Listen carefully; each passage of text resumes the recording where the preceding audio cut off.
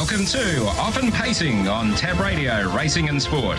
Tim Walker will be joined by Matt Young and Oliver Cownie as they delve into the form for today's Pinjarra harness meeting, as well as an early look at tomorrow's meeting at Gloucester Park.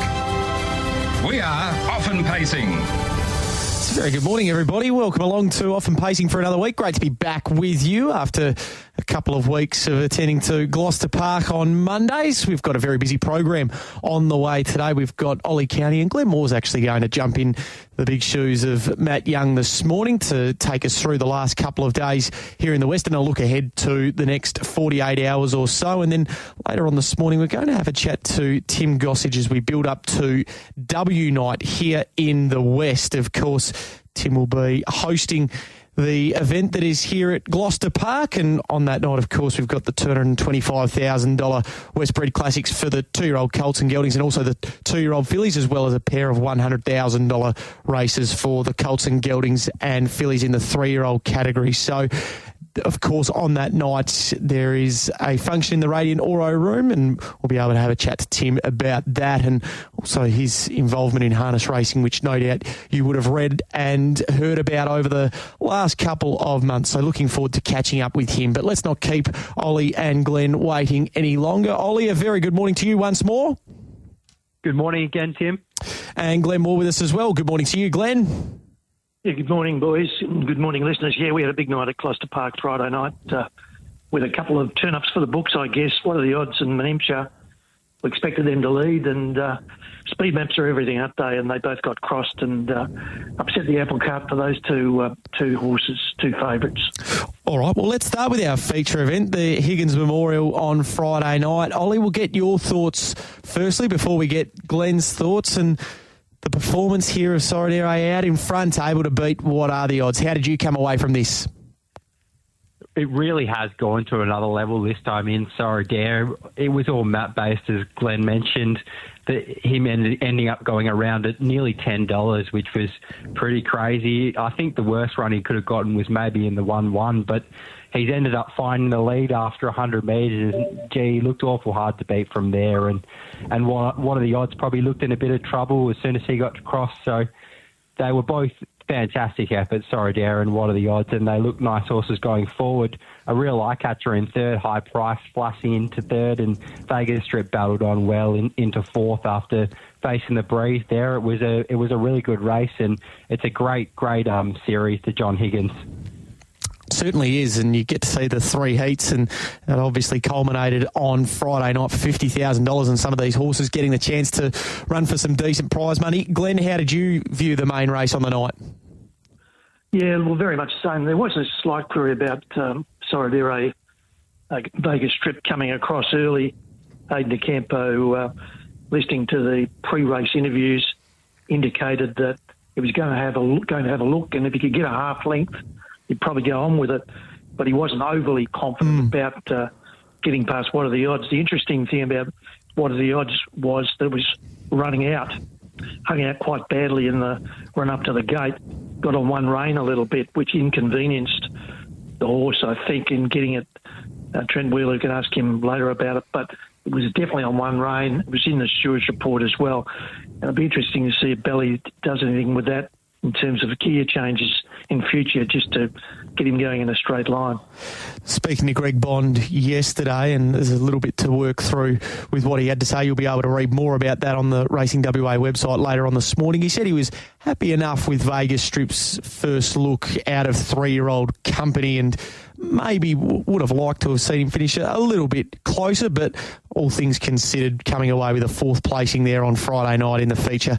Happy enough with that, and obviously it's onwards and upwards now for him towards some feature 3-year-old races. The other key part of the night was the free-for-all event, Ollie, and we got to see Tenzing Bromack with a really big support here from the punters. He was a short price favourite, a commanding favourite in the end, and he got the result after what was a really good first up performance a couple of weeks ago.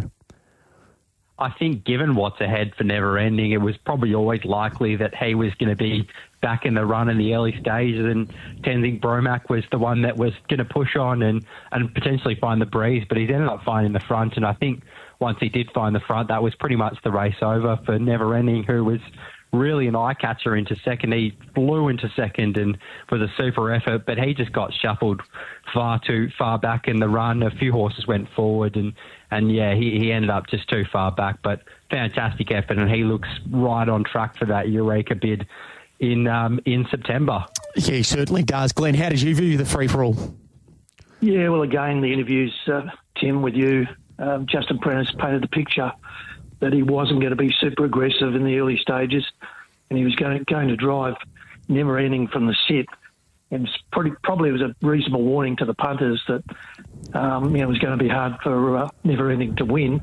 And given that fact that Tenji Bromack got a pretty comfortable lead to the times that Never Ending had to run 26.94. He ran the last quarter in a massive performance to run those sectionals. He got within sort of a couple of metres, didn't he? But 26.94, they don't get any quicker than that. No surprise to see Tenji Bromack lead and win. All right, let's get some horses to follow, whether it's out of one of those two feature races or one of the other events on the program. Ollie, we'll start with you, some horses to follow from Friday night, or if you've got anything else as well from Saturday night that you want to throw out as well, let us know. Race 3 on Friday is one that I was really taken by. First up from an extremely long spell, Strike Team, had nearly 18 months off and has returned there on Friday and didn't draw the best gate, had to get back in the early stages, and on the corner was closer to last than first, and in the end has just flashed into a really strong fourth and was coming hard, and if there was another 100 metres, might have been right in the finish behind Otis. So I thought that was a real eye-catcher, and he's definitely a horse that might derive benefit from that run there. The next horse I had to follow was actually out of that feature race, the John Higgins High Price. Was really taken by his run. He flashed into a third there, running on really strongly. He did have that nice 3-wide card up, but I think he's just racing so well at the moment, High Price. He was second in that heat of the John Higgins behind Codename Marcus and qualified for the race. And, yeah, it was another great run. I really think he's a horse that's going to win a race soon. And then the final horse I had from Friday to follow was in race 7, Dark Eyes. I thought he sat near a last as well in the run in 3-year-old open race, which is probably a step up from what a lot of the races he's been contesting have been, and he weaves through well into fourth before not having the clearest passage in the concluding stages. I think he's a horse that's racing well, and he seems to be a horse that can follow any tempo and finish off strongly. All right, so 3 horses to follow there from Friday night, Strike Team, High Price and Dark Eyes. Glenn, what about for yourself? Yeah, I'll agree with Ollie. Strike Team, impressive run. They did run home slow, but 154.8 overall was the reason for that. They went pretty quick with Otis getting over the top. The last quarter was a little slow, but Strike Team did savage the line. You can't do any more than that. Agree with Ollie, the horse to follow. I don't mind a couple of odds. I think there'll be at odds in the next few starts. In race 1, Cloud 9, it was sort of at the back of the field, was out of the race. When it went to go, it got carted in, pushed up the track very, very wide on the home corner and down the back straight. It boxed on really meritoriously. I think if we can get the right race and the right draw, Cloud 9's ready to win, and he'll probably go around at odds. The other one, race 2, Sugar Apple, race 2, number 11, it was in the Infinite Sign race, and once Infinite Sign led, it looked all over. Another speed map one that if you found it bleeding, you found the winner. Sugar Apple went the line hard held, plenty to give. Lindsay Harper indicated Parade Ring that there'll be improvement, and it went to the line really, really strongly. Even though you'll see numerically it finished well back, take no notice, it went really good. And the other one in the Soradero, John Higgins, Ollie mentioned High Price went really well. Also Rocket City, rocketed home down the outside late. If they can get the right draw, it's a very dangerous horse off a cold sit. It came really wide late and flashed. So we'll put him in as well as a horse to follow. All right, so certainly agreeing with Strike Team and High Price, but also Cloud 9, Sugar Apple, Rocket City for Glen. Just before we do let you go, Glen, what's your thoughts over the next couple of days? Is there one or two that stands out, be it Pinjarra today or Gloucester Park tomorrow night with the Pearl Heats? Yeah, look, the pool heats, obviously the favoured draws, I'm just trying to find my notes on that, the favoured draws for Express Party, race 4, number 2, gets an opportunity, did loom up last start, looked like it was going to go close to winning and hit a wheel, broke up. It will be hard to beat. I think I'll go with the draws in the pool heat. Sebastian James again got the favours. Race 5, number 2 got the favours as well, and 6 to hold the ammo. They've all got the favours in the draws, and with the heat type, I think it's first to fourth to qualify. Yep. That'll be the important situation there. What else was there? I liked a little bit of value at that meeting. Maybe early on, Frankie J. Holden could go around at odds at Gloucester Park, race 2, number 5, and a little bit of fun, race 3, number 1. They could be a little bit of value on Tuesday. And on the Monday, I know Ollie's covered it reasonably well. Pinjarra, EV Aviator, I think he's mentioned, race 4-4. 7-2 Rock Artist, hard to beat. Louis Dior that Ollie has mentioned already, race 8, number 1. And we've got our horse that I'm in ownership with, Pasquale. Yep. I think even though he's had the 2 years off, he'll go close to winning, race 9, number 4. Terrific. All right, Glenn, we will catch up with you again on Friday morning on the Retrovision Gloucester Park preview ahead of the Diamond night here, and look forward to your company then. Thanks for jumping on the phone for us this morning. Really looking forward to that Diamond Classic. Thanks, Glenn. Glenn Moore with us on the program. All right, Ollie, let's have a good look towards this Pinjarra card with you today. And, of course, you mentioned earlier on the Sports Daily that you were keen to play through the middle part of the program, but let's get your first best bet for this afternoon's card. Kicking things off pretty early in race 2, Captain Cooper. I was really taken by a recent effort at Byford and coming really hard on the line. It was a time that they ran. The time that they ran was about 2 minutes, and I think on the same card, Sugar Rappel ran a pretty similar time, and he went around in a Metro race on Friday. So I thought Captain Cooper, it was a real eye catcher, and outside of the favourite, I thought he was a clear second pick in this race. The current quote should allow us to play each way, and I think he should go really well, Captain Cooper. All right, currently an $11 chance with Tab Touch, race 2, number 5, Captain Cooper. The second of your best. In race 4, as Glenn mentioned, EB Aviator, I thought would be awfully hard to beat in this race. Showed that really good gate speed last start and couldn't quite find the front, but battled on super there into third and just keeps getting better each run. So I think EB Aviator, if it can find the front today, then should be awfully hard to beat. $2.80 with Tab Touch as things stand, and I think we're going to the very next race, are we? We are, yeah. Miss Hepburn has been backed early, so not getting quite as good a price now, but still I thought she'd be awfully hard to beat in this company. This looks a lot easier than what she's been contesting, and I think, there's no Waterloos in this race, but she should be extremely hard to beat. I thought another angle you could play in this race was potentially Rock and Roll Sloy first up.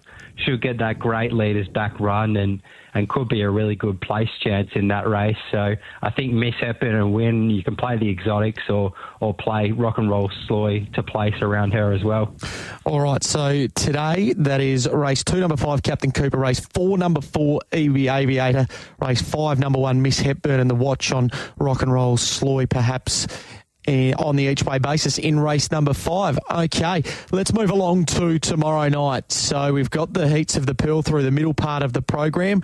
What took your fancy in terms of early look? Of course, bearing in mind you'll be on the Sports Daily tomorrow morning to give us a more comprehensive run-through of this Gloucester Park program. I had 2 in those Pearl heats, but I also liked a little bit of fun in race 3. As Glenn mentioned, I thought a little bit of fun probably hasn't gone as well as he can in his recent efforts, but could find the lead here from the low draw, and I thought if he did, then would be awfully hard to beat in an each-way quote. But my first one in the Pearl heats was, as Glenn mentioned too, Express Party was desperately unlucky last start into third. It was a great effort, and it did look the winner. I think if that interference didn't happen, I think Captain Propeka led 2 back and didn't run a place. So I think would probably be happy to take a sit on Express Party there and qualify for that Pearl final. All right. The next of yours? The next one comes up in race 6, and it's a place bet, this one. I thought Pinjarra Rocks was actually a really good effort first up. The third there behind two pretty smart horses. Captain's Creek was the winner of that race and was a real eye-catcher, and they dashed home a couple of 27s in that race, and it was a great effort. And Pinjarra Rocks did get tired late in the race, but was only beaten roughly 12 metres there and was racing off the pegs. So I think getting onto the pegs in this race, second career start, should derive a lot of benefit from that first run. I think Pinjarra Rocks can get that great run and run second or third behind Hold the Ammo, who looks a pretty smart horse. I just thought Hold the Ammo might go around quite a short quote, so I was looking something outside that, but I'm also happy to play Hold the Ammo if we get a decent quote about him. All right, hopefully we'll be able to have a chat to Cat Warwick on the Sports Daily tomorrow morning. So just recap those three for us tomorrow night, Ollie. So in race, the first one is in race 3, a little bit of fun each way. Then race 4, Express Party, number 2. Hopefully he can lead and win. And then in race 6, Pinjarra Rocks to run a place. All right, very nicely done. And as I mentioned, a full look towards that Gloucester Park meeting tomorrow morning on the Sports Daily from 8:45. As always, great to have you on the program this morning, Ollie. Enjoy Pinjarra today, and that best bet, Miss Hepburn. Let's hope that you're able to start the week of harness racing off on the right note. Thanks for joining us this morning. Thanks very much, Tim. Looking forward to it. There is Ollie Cownie with us on the program. All right, stick with us here on Often Pacing on Tab Radio. We'll take a very short break. We'll come back and we'll have a chat to Tim Gossage and see how he's feeling ahead of Better Get On Pip on Friday night in the Diamond, and what a terrific Diamond it's shaping up to be. They are Often Pacing on Tab Radio, Racing and Sport. Great to have your company on this Monday morning. Often Pacing is fired up for another Monday morning, and we continue on now with a look towards not only this Friday night, but September 6 is going to be a magnificent night down here at headquarters with W Night, the inaugural W Night, with all 4 of the Westbred Classics on the agenda. 2-year-old Colts and Geldings and 2-year-old fillies. $225,000 they will race for before the 3-year-olds get their turn for $100,000 in their respective Westbred Classics. There's going to be a function here recognising some of our standard bred owners in this state, and the man that's going to be hosting that is Tim Gossage, and it's great to have him on the program. Now, Tim, a very good morning to you. Thanks, Timmy Walker. Good to be on. Yeah, looking forward to not just this Friday, but as you mentioned, that night in September is going to be huge, and looking forward to rubbing shoulders with other owners and prospective owners. It's going to be a great night for harness racing, which is on a real rise at the moment, and good to be a part of it. Yeah, and this night, obviously the inaugural one of it, we've got 4 races that are worth $100,000 or more, and the chance to, as you say, rub shoulders with some of the owners and recognise how important they are in the industry, and to be a part of that night, you must be pretty excited and hopefully have a runner in there as well.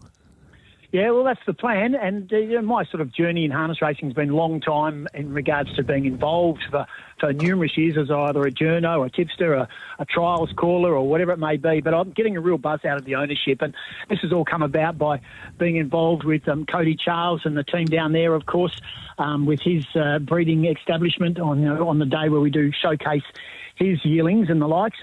And that led to going to the sales, that led to sitting behind Ryan Bell, that led to sitting behind Tiffany, that led behind being a part of a syndicate who got together and got 65% of a nice one, and she's living up to all expectations. So it's been a crazy ride. I describe myself tongue-in-cheek as the Bob Peters of harness racing, but it's just so much fun. I love the industry. I love going anywhere, anytime to watch them, but Gloucester Park, obviously, our feature track, and I'm looking forward to it. Yeah, absolutely. We'll talk about this Friday night in just a moment, but you mentioned about Ryan Bell and also Tiffany and being able to sit behind them and having horses with them, and certainly a very good one, a very good filly. You've also got Bob Millsop there that you have an association with. Very easy to deal with as well, these trainers. So for anyone that's thinking about getting involved, you could do a lot worse than have a chat to them. Oh, no doubt. And just, I mean, you know, I've got my hands on half a dozen now. I've got a couple with Don Harper, who's just been so good and understanding. Giles Inwood's got a nice baby with us and has had to work very hard, Aidan DeCampo. But it can anyone. You know, look at Michael Young and of course, their team over there. We look at Justin Prentice and what he does and also Bondi and Denny, the work that they do. I mean, anyone. I mean, this is the thing about this industry. I think, you know, for me and through my social media, I've brought in probably 6 or 7 first-time owners who now go to the trots, who now tell their friends about it, who now have an investment, always gamble responsibly. But it's really just fun. It's just fun to be involved in. It doesn't have to be expensive. And I get a buzz going to Wagen as I do going to Gloucester Park or Pinjarra or Bunbury or wherever it may be. And the fact is that we're up close and personal learning about the industry, even for an old-timer like me. I just love the people in the industry. I get a buzz saying hello to them. I love the thrill of winning and the the thrill of going on the track and getting your photo taken. I'm an old-fashioned guy. I love a good photo. So, it's so good and so good. The communication lines, the lines of communication with all those trainers that you mentioned and I mentioned, they just can't do enough for you, especially the first-time owners. And those photos was as recent as last Monday, and you've had the chance with Better Get on Pip. Obviously, she's been a really, really prolific figure in the 2-year-old fillies ranks so far, and we'll hopefully see her from a touchwood, a good barrier draw for your sake this Friday night. How big of a thrill has she given you so far this season? She's amazing. What she's done for all my friends who have come in first time, and it's a diverse group. Grant Povey, of course, who's the Claremont president and played at Claremont. Michelle Cowan, who's the head of AFLW at West Coast and was the former Dockers coach. Frank Agostino, who's got a share in lots of racehorses, but not a harness racing and pay-wise. Just so many. I mean, the Ben Dotties are a big part of that. They've been long-time clients of Ryan and Tiff. But it's just been quite remarkable, to be brutally honest with you. And she's going gangbusters. She has not let us down once. We've been so lucky to have Kyle Symington and Ryan Warwick and Aidan DeCampo all drive, but the work that Ryan and Tiff do with her, she's a cranky one. She can have off days like her, but every time she goes to the track, she gives her 100% all. So we're very lucky. Fingers crossed for a good draw, but you know what? Whatever draw we get, wherever we finish, we're still getting a buzz out of it. We'll be there cheering loud as possible, and we know that she won't let us down one way or the other. And if you're able to win a $100,000 race, I'm sure that'd give you a big thrill. You betcha. You betcha. I mean, you know what? We finished second to the stablemate earlier, of course, just before Christmas or just in the New Year, sorry. And, we thought we were counting our money at the 100. We got run down by our stablemate, Copperhead Lady, but we still were buzzed up. You know what? Prize money's great and it pays it back, and she's paid us back in spades already. But it's just going to the trots. It's going to the trots and having fun. That's what it is, you know. And you walk down, you see the horses, and everyone can't do enough for us. But if you've got a good one, it's a bonus. Absolutely. Tim Gossage is with us on Off and Pacing. So this night, September 6th, W night, the inaugural W night, there's plenty to look forward to. Owners and their guests, not only a wonderful food and beverage package, but there'll be a host of entertainment throughout the course of the night. Prizes to win, door prizes, expert tipsters, also prize wheel giveaways. So it's not just going for the races itself. There's plenty that goes along with it on the night. Oh, too easy. And for newbies who come along to get to know about the ownership dream that it is, I mean, get a huge opportunity. Again, it could be 1%, 5%, 10%, buy it outright, whatever, but you just see the thrill of it. But there's going to be so much for everyone to do. And hats off to Racing and Wagering WA, or Racing WA, and also Gloucester Park. It is, you know, they're doing everything they can to generate enthusiasm around the industry.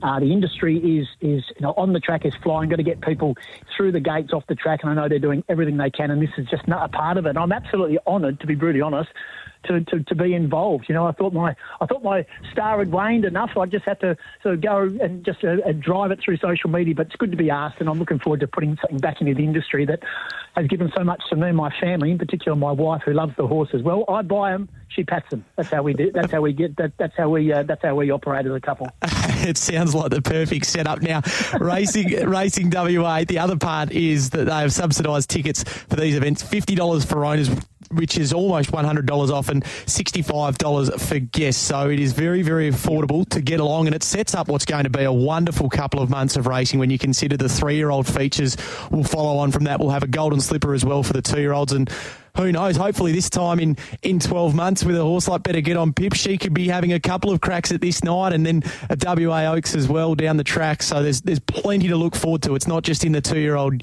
years, Tim. Fantastic to have you on the program this morning, and we'll keep in touch in the build-up to September 6th. It's going to be a wonderful night down here at Gloucester Park. Anytime, Tim, and you do a great job, and everyone does. But anyone listening who hasn't been to the Trots in recent times, get along. A great industry, great people. We love the horse. Fantastic. All the best, Tim. Thanks, Tim. There is Tim Gossage with us on the program, and he'll be down here on Friday night, no doubt, cheering Better Get On Pip. So you can, if you want to find out more about the ownership journey of someone like Tim, you can ask him a question, no doubt, down here on Friday evening. Of course, the Diamond Classic, the feature, we're looking forward to that. We're certainly looking forward to September 6th as well. As I said, 4 races worth $100,000 or more. What are you really gambling with? For free and confidential support, visit gamblinghelpline.org.au.